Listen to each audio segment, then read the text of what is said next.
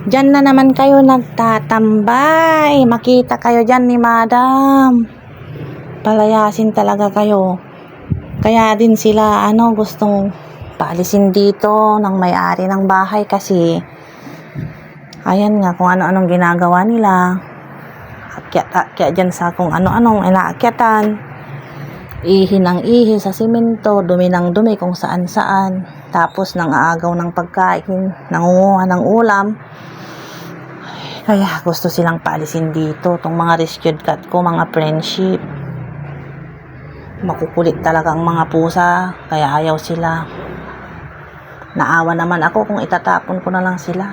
Dapat nga nung June na ito, ipatapon, kaso pinaglalaban ko talaga sila.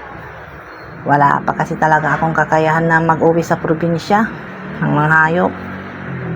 Nag-iipon pa ako ng pera para makabili ng maraming cage para sa kanila, tapos yung pamasahe, yung mahalang pamasahe ng mga animals. Ito yung dahilan kung bakit sila pinapaalis dito, isa dumi ng dumi, tapos makalat. Pinaglalaban ko lang sila, mga friendship. Hindi ko rin kasi talaga sila kayang itapon. Kaya ang gagawin ko sa mga pusang ito, tignan nyo ang cute, ang lulusog. Mga rescued ko kung saan-saan, napulot ko, naligtas ko sa basurahan, palengke, sa daan, sa highway, kung saan-saan. Yung iba, kuting pa lang, napapalaki ko. Bakit daw kasi ako dala ng mga pusa sa bahay nila? Bakit daw matigas ang ulo ko na uwi ng pusa? Ilang beses na akong sinisita noon pa. Lalo nung nandito yung mga pusang itim, sina Blackie, nung pagdating nila.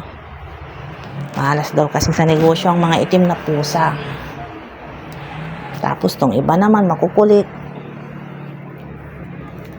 Sabi ko, bigyan pa ako ng palugi talaga. Huwag na silang sabi ng palayasin kasi wala pang akong kakayahan maiuwi sila sa probinsya.